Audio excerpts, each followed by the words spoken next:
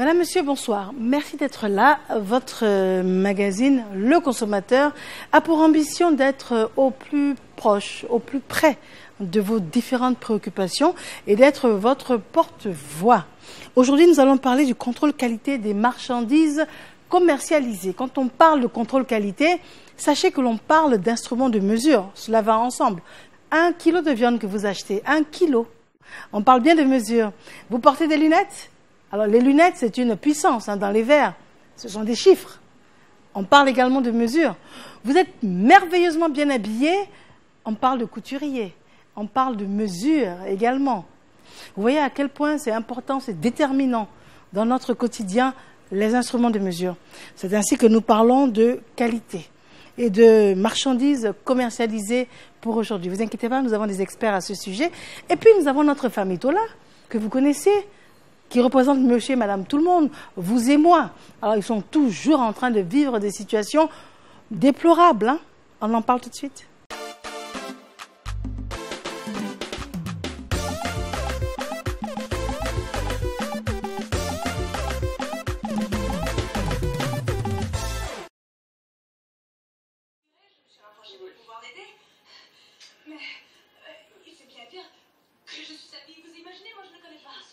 Bien sûr que c'est toi, ma fille. Tu peux pas me laisser ici. S'il te plaît. Je peux vraiment y aller. Non, ne pars pas, s'il te plaît, ne pars pas. Monsieur, ne laissez pas partir, s'il vous plaît. Ne laissez pas. C'est vraiment ma fille, s'il vous plaît. C'est ma fille. Ma fille.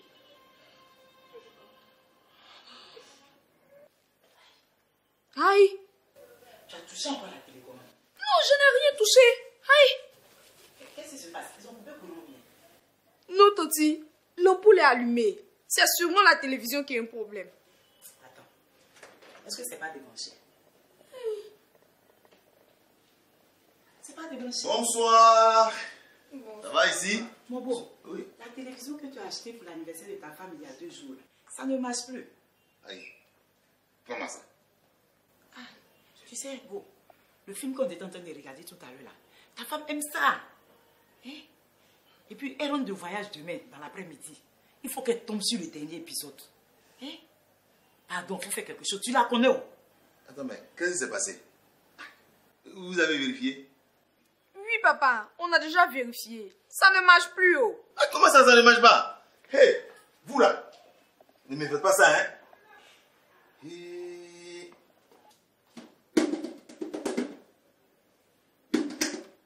Hé, la télé là va coûter cher, hein?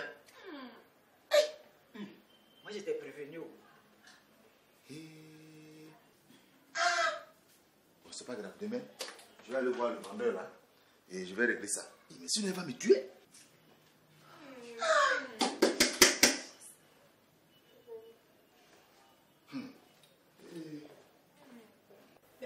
Est-ce que tu as vu? Au moment où ça allait chauffer là. Oui, qu'est. Oh.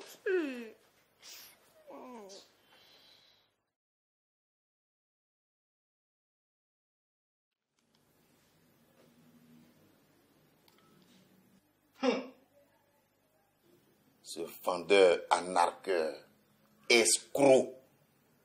Demain, lui et moi, on est ensemble.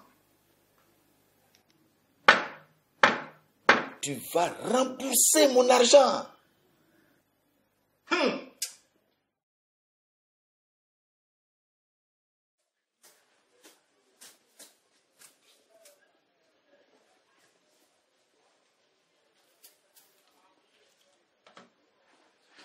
Mon ami, voilà.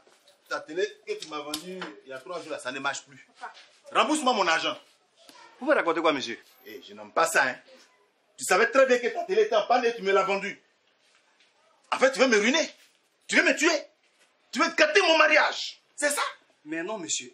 Elle marchait très bien. Je ne suis pas le responsable de la panne de votre télévision. Vous comprenez? Je ne peux pas vous rembourser.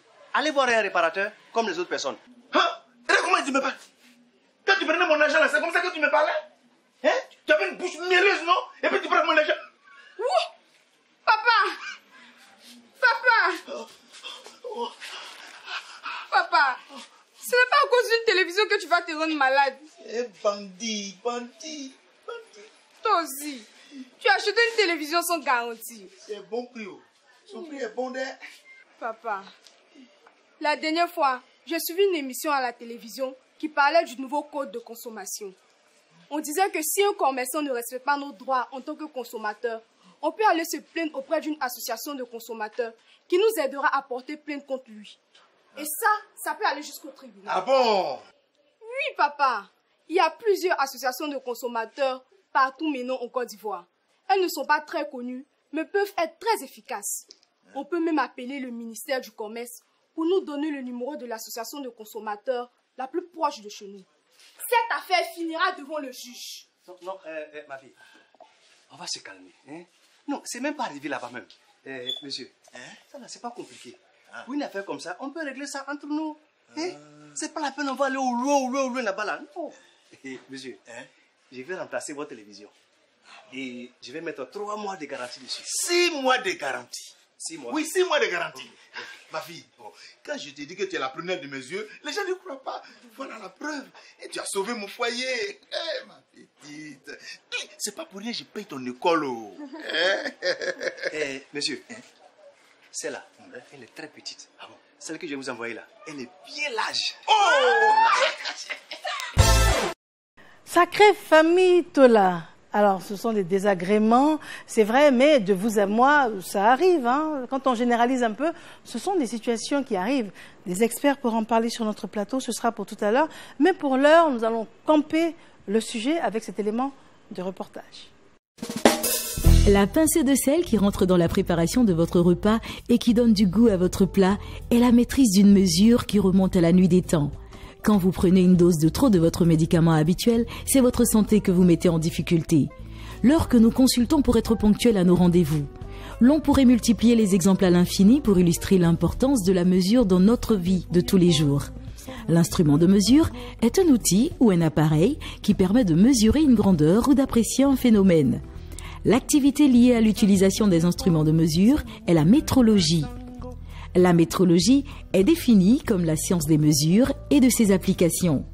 Les mesurages font partie de notre vie quotidienne, à tel point qu'ils sont devenus banals et que nous n'y prêtons parfois même plus attention. L'utilisation d'instruments de mesure non fiables qui donnent des mesures biaisées entraîne un préjudice financier considérable. Elle est très importante pour assurer la qualité des biens et services et contribue à optimiser les processus de fabrication dans les entreprises. Il existe 3 types de métrologie. La métrologie scientifique ou fondamentale, la métrologie industrielle et la métrologie légale. Qu'est-ce que la métrologie légale? La métrologie légale est l'activité par laquelle l'État intervient par voie réglementaire sur les instruments de mesure réglementés utilisés dans les opérations commerciales et dans toutes les opérations à caractère contradictoire. Cette intervention de l'État a pour but de garantir la qualité des instruments de mesure ou des opérations de mesurage touchant l'intérêt public, sécurité des personnes, protection de l'environnement et de la santé, loyauté des échanges commerciaux. L'utilisation des instruments de mesure fiables permet aux industriels d'optimiser leur production d'une part et de mettre sur le marché des produits de bonne qualité d'autre part. Ce souci de protection des consommateurs et de l'environnement passe également par la production de normes de référence. Cette charge incombe à Codinorm, le certificateur national qui élabore les normes de qualité de tous les produits. Il s'agit ici d'un travail de longue haleine, parce que les contraintes et les réticences sont nombreuses, mais la recherche de la qualité doit demeurer le premier critère du respect de la vie des consommateurs. Alors, nous recevons sur notre plateau M. Yapi Georges Kwasi. Monsieur, bonsoir. Bonsoir, Maria. Vous êtes directeur de la métrologie, du contrôle de la qualité et de la répression des fraudes. C'est bien cela. Monsieur Edmond Kwasi est avec nous également. Monsieur, bonsoir. Bonsoir, Maria. Vous êtes directeur du Centre d'information sur les normes et la réglementation de Codinorm. C'est bien ça. Merci d'avoir accepté notre invitation. Merci. Et puis, nous avons notre Miss Astuce. Bonsoir, Myriam. Alors, tout à l'heure, j'ai 4 astuces pour consommer malin. On en reparle. Très bien. Alors, messieurs, vous êtes avec nous, vous allez nous aider à comprendre un peu mieux. Et puis, on vous donne la parole déjà pour définir votre cadre de compétences. La métrologie, c'est la science des mesurages et des applications. À ce titre, nous surveillons le marché, nous surveillons l'utilisation d'instruments de mesure réglementés, nous surveillons également les activités de tous ceux qui interviennent en matière de métrologie, qu'on appelle les métrologues ou métrologistes. En matière de contrôle qualité, nous suivons du marché. À ce titre, nous déployons une batterie de mesures qui visent à s'assurer que les produits qui sont mis en marché sont conformes aux normes et à nos législations. Et en matière de répression des fraudes, naturellement, nous sanctionnons tous les opérateurs économiques, toutes les personnes physiques ou morales qui enfreignent aux dispositions réglementaires à cet effet. D'où la complémentarité avec M. Edmond Kwesi, directeur du Centre d'information sur les normes et la réglementation Codinorm. Oui, Codinorm. D'abord, Codinorm, c'est l'association ivoirienne de normalisation, qui est un organisme dont les activités tournent autour de la normalisation, de la certification. Et la direction que nous pilotons est une direction qui gère tout ce qui est information sur les normes, parce qu'il faut bien communiquer sur les normes, mais aussi sur la réglementation technique qui tourne autour des produits, parlant de la qualité des produits. Nous avons bien évidemment les consommateurs, notre préoccupation principale, le consommateur. Notre premier intervenant est un fonctionnaire, il a des choses à dire, on l'écoute. Je pense qu'aujourd'hui en Côte d'Ivoire, toutes les transactions devraient se faire avec des instruments de mesure. C'est ça un pays moderne. À quand la généralisation des instruments de mesure? Est-ce que le consommateur y gagne vraiment? Monsieur Yapi Georges Kwesi, on n'y est pas encore à la généralisation des instruments de mesure? Oui, on le constate malheureusement sur le marché qu'il y a certains produits, des produits vivriers notamment, qui sont vendus au tas, dans des seaux, donc dans des instruments de mesure qui ne sont pas réglementés. Et sur la question, le gouvernement a tranché, il y a une nouvelle loi qui est sortie, la loi 2016-411 du 15 juin relative au système de métrologie en Côte d'Ivoire, qui dispose à son article 37 que toutes les transactions commerciales doivent désormais effectuer avec des instruments de mesure réglementés. Et à ce titre, là, nous sommes dans la phase de sensibilisation pour pouvoir amener tous les commerçants à s'approprier des instruments de mesure réglementés. Et donc, je pense que dans un futur très proche, nous ne verrons plus des instruments de mesure qui ne sont pas réglementés, la vente des marchandises avec du seau, en sachet et bien d'autres instruments de mesure, malheureusement, qu'on voit sur le marché qui ne sont pas réglementés. Tout le monde est conscient que la métrologie est très importante en matière commerciale. Monsieur Kwesi, quand on parle de normes, vous intervenez à quel niveau par rapport à la généralisation des instruments de mesure? Alors, les normes sont des documents techniques qui, effectivement, permettent donc de gérer des unités de mesure, de poids et autres. Donc, vous allez voir, il y a un document de référence qui est une norme internationale qui est appelée le VIM, le vocabulaire international de métrologie. En réalité, c'est une norme. Et à l'intérieur de cette norme, vous allez trouver un peu toute l'explication technique qui concerne les instruments et autres. Donc, c'est une relation de complémentarité qui existe et l'État de Côte d'Ivoire a bien ces outils-là, justement pour mener à bien donc, ces activités commerciales. Très bien, donc à moyen terme, l'idéal, c'est que tout rentre dans les normes. Les entreprises y gagnent également. Oui, bien sûr, parce que en tant que consommateur, si je paye 1 litre, je veux acheter 1 litre d'huile et que ce qui m'est servi est soit 0,80 centilitres, mais que je n'ai pas la possibilité donc, de me rendre compte, ce n'est pas la qualité, on va le dire comme ça, ce n'est pas la qualité. La qualité, ce n'est pas donc seulement la qualité intrinsèque, mais aussi c'est donc le respect du cahier des charges, des engagements qu'on prend vis-à-vis du consommateur. Et sur la question, M. Yapi le disait, l'État s'est donné tout un arsenal juridique, je pense, pour gérer au mieux cette question. Très bien. Alors, ce n'est pas gratuit, vous allez nous expliquer ça tout à l'heure. Nous avons une question à ce sujet d'un de nos consommateurs. Les normes, même si elles sont compliquées pour nous, les petites entreprises, sont importantes. Qu'est-ce qui est fait pour nous accompagner et comment mieux connaître les normes? Alors, c'est payant, c'est gratuit pour les petites entreprises? Un accompagnement, qu'est-ce que ça veut dire? Un accompagnement, c'est de permettre à une entreprise de mettre sur le marché des produits qui répondent donc aux normes, donc des produits de qualité. Et en le faisant, ça permet donc à l'entreprise de pérenniser dans son business, mais aussi de protéger, de participer à la protection de la santé et la sécurité du consommateur. C'est payant, c'est comme tout investissement, ça a son coût. Et justement, l'État de Côte d'Ivoire, à travers plusieurs programmes, parmi lesquels le programme Parsi, financé par la BAD, qui est en cours actuellement, qui est conduit justement par le ministère en charge de l'industrie, lequel programme permet donc aux PME de se faire accompagner à l'effet d'avoir donc des certificats visibles sur des produits qui pourraient mettre sur le marché. Vous avez des propos Oui, complémentaires? Sur la question des PME, je pense que le gouvernement, dans sa politique conduite par M. le ministre du Commerce, de l'artisanat, de la promotion des PME, M. Souleymane Diarra-Souba, détient un programme qu'on appelle programme Phoenix. Ce programme Phoenix comporte 4 piliers avec 3 axes majeurs transversaux et qui comporte 50 mesures. Le premier pilier est l'amélioration de l'accès au financement et au marché. Cette ligne, ce programme va permettre aux entreprises de pouvoir bénéficier des financements pour pouvoir acquérir des équipements. Vous avez également le renforcement des capacités techniques et managériales qui va permettre aux entreprises de bonifier les systèmes de production et de mettre sur le marché des produits de qualité. Vous avez également l'amélioration du climat des affaires. Sur la question, le ministre a conduit un décret portant modalités d'acquisition et de paie du statut de l'entrepreneur. Et puis, vous avez le développement de la culture entrepreneuriale et de l'innovation. Cette batterie de mesures permettra aux entreprises de pouvoir améliorer la compétitivité sur le marché. D'accord. Alors, à vous écouter parler, on a l'impression que les choses sont cadrées, rentrent dans des normes et tout, mais sur le terrain, on réalise que ce n'est pas tout le temps le cas. On a l'impression qu'il y a une volonté, mais que ce n'est pas tout à fait effectif. Il y a quand même des progrès, il y a des progrès.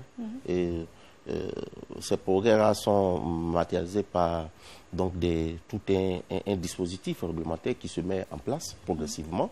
Et sur la question de la qualité donc, des produits, l'État a adopté en 2016 un décret qui rend obligatoire donc, les normes pour un certain nombre de produits.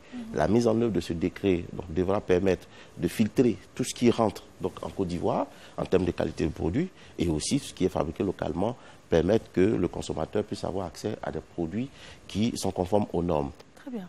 Alors nous avons un autre intervenant. C'est une dame, c'est une ménagère. Elle a l'air très inquiète, on l'écoute. Tous les jours, nous sommes confrontés à des produits frauduleux et de mauvaise qualité sur le marché. Nos vies sont en danger. Comment, en tant que consommateur, on peut dénoncer ces fraudes et produits contrefaits? Monsieur Yapi Georges Kwasi, directeur de la métrologie de contrôle de la qualité et de la répression des fraudes. J'ai entendu fraude à la dernière phrase de la dame. Le ministère du Commerce est à la disposition de tous les consommateurs pour pouvoir dénoncer toutes les pratiques qui sont contraires à notre réglementation. D'ailleurs, chaque année, nos directions régionales, nous en avons 31, nous avons les directions centrales qui surveillent quotidiennement le marché. Il y a des opérateurs économiques, lorsqu'ils sont conscients que leurs produits sont contrefaits, informent le ministère du Commerce. Mieux, il y a d'autres mecs qui viennent vers nous pour signer des partenariats pour pouvoir surveiller le marché. Il y a aussi la possibilité de dénoncer, comme le cas de la bonne dame, pouvait informer le ministère du Commerce à travers les lignes vertes que nous avons mises à la disposition des consommateurs.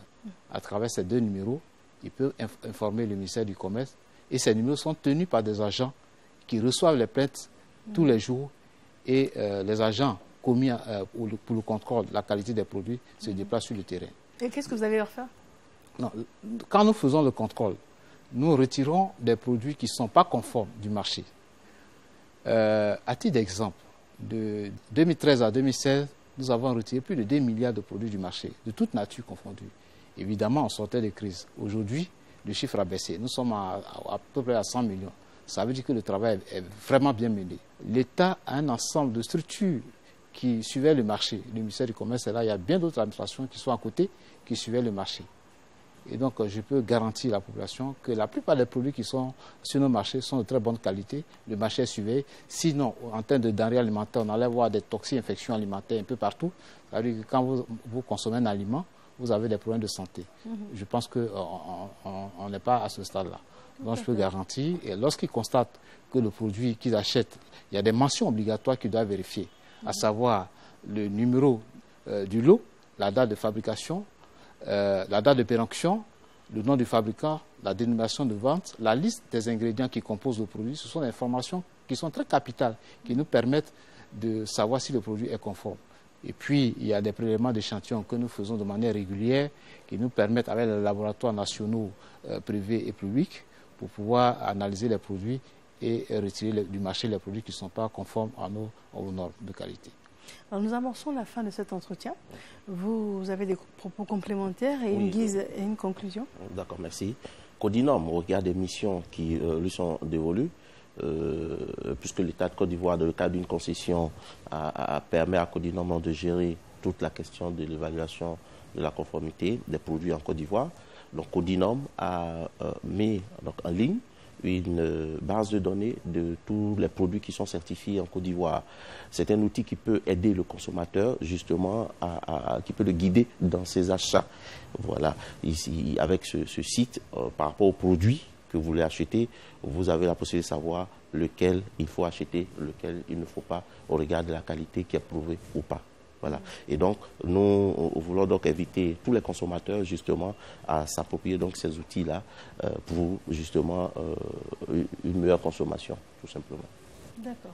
Je rappelle M. Edmond Kwasi, directeur du Centre d'information sur les normes et la réglementation de Codinorm.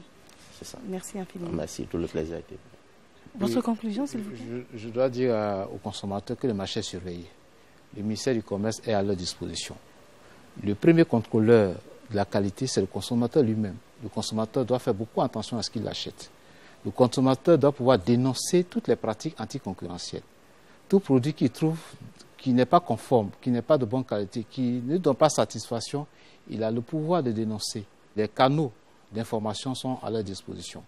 Mieux, notre service de communication, de manière régulière, journalière, procède à des veilles médias pour pouvoir identifier comment le marché se comporte, comment les produits qui sont vendus se comportent, quels sont les cas d'information qui sont véhiculés un peu partout.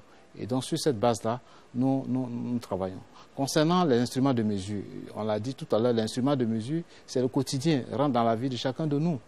Et pour cela, le ministre en a bien pris conscience. Et cette année, il nous a instruit de pouvoir parcourir villages et hameaux pour procéder à la vérification de tous les instruments de mesure qui interviennent dans les transactions commerciales. Et il a dit juste, à titre d'exemple, nous avons, pour l'année écoulée, nous n'avons pas pu atteindre 120 000 instruments de mesure et cette année, nous en avons contrôlé 168 000 instruments de mesure. Logiquement, lorsqu'une entreprise qui fabrique un bien ou bien qui utilise un instrument de mesure doit, de manière régulière, procéder à la vérification de l'instrument pour voir si au moment précis, il fait la vérification, il fait une pesée, il prend une mesure, l'instrument est fiable, pour voir si l'instrument fonctionne correctement. C'est pourquoi le ministère du Commerce encadre tous les opérateurs économiques qui interviennent au niveau de l'instrument de mesure. Parce que l'instrument peut être détracté. S'il est détracté, il va vous donner de fausses données. Et donc, à la fin, vous n'aurez pas un produit de très bonne qualité.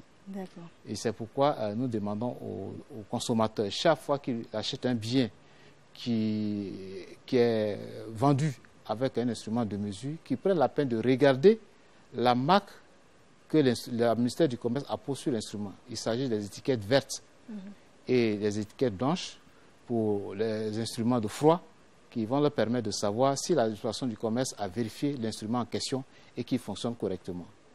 Monsieur Yapi Georges Kwasi, donc directeur de la métrologie, du contrôle de la qualité et de la répression des fraudes. Merci infiniment. Le moment est arrivé pour nous de discuter avec Madi, notre Miss Astuce. Elle va nous aider à consommer malin. Merci à ces experts pour leurs éclaircissements tout à l'heure. J'aimerais revenir sur deux points importants que M. Yapi a mentionnés tout à l'heure. En premier, la composition des produits.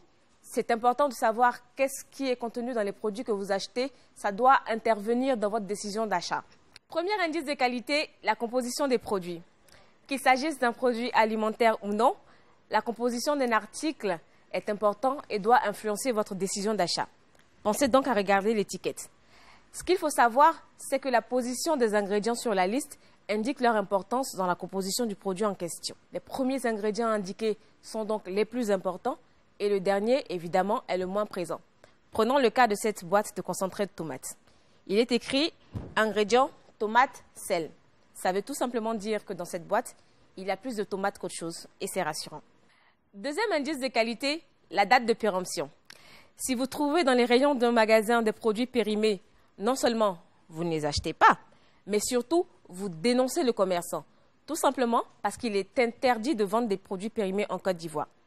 C'est vrai cependant qu'il existe des produits que vous pouvez toujours consommer après la date de péremption inscrite sur l'emballage. Ce sont des dates de durabilité minimale et il s'agit de produits comme le café ou l'huile, par exemple. Comment vous les reconnaîtrez? Il y est inscrit à consommer de préférence avant. Troisième indice de qualité, faites attention à l'hygiène des locaux, du matériel ou du personnel. Si le cadre de vente des articles qui vous intéressent est insalubre, méfiez-vous, c'est probablement un indice de mauvaise qualité. Quatrième indice de qualité, et non des moindres, il s'agit du prix. Méfiez-vous des trop bonnes affaires. Un prix trop bas peut indiquer une contrefaçon, un produit impropre à la consommation ou qui est potentiellement dangereux pour votre santé. En voulant faire une bonne affaire, vous risquez de payer cher en conséquence. Ce sera tout pour aujourd'hui. Pour plus d'infos, retrouvez-nous sur le site internet du ministère du Commerce, de l'Artisanat et de la Promotion des PME. Et n'hésitez pas également à visiter la page Facebook du Conseil national de lutte contre la vie chère. Madi, merci en tout cas pour toutes ces astuces. Alors, vous l'avez bien compris, sur le contrôle qualité des marchandises commercialisées, le processus est en marche. Et à moyen terme, on devrait tous pouvoir en bénéficier, mais vous le comprenez également, c'est une implication de tous et de chacun. Merci d'avoir été là. On se retrouve bientôt avec grand plaisir. D'ici là, portez-vous bien.